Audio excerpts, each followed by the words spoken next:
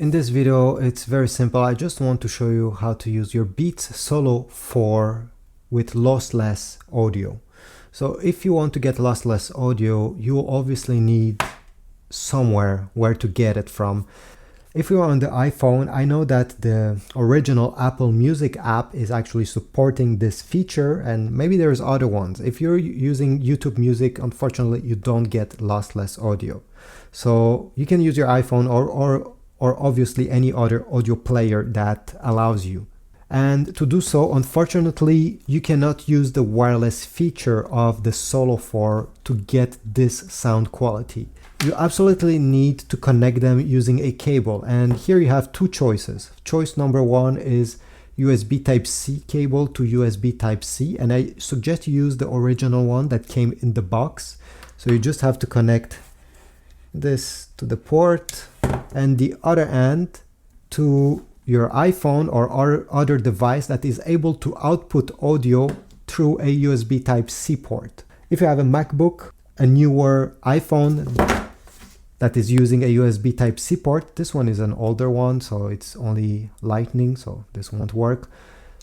If you have an iPad, connect both of these.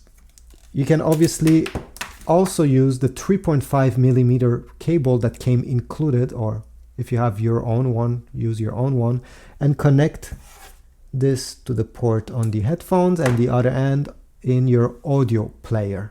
If you're using the Apple Music app, there's a few steps that you need to take before being able to actually experience lossless music. So I'll put on the screen right now what you should do. This is from the Apple website. So you need to go into the settings of your iPhone, choose the Music app, tap audio quality, then tap lossless audio, and you need to turn it on.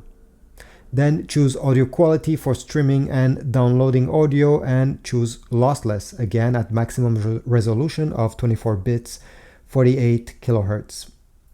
Choose high-res lossless for a maximum resolution.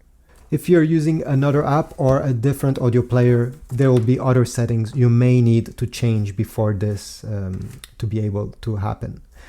Again, just make sure they are connected. And if you're using the 3.5mm jack here, your Beats Studio 4 does not need to be charged because you won't use any battery to actually listen through them, which is great.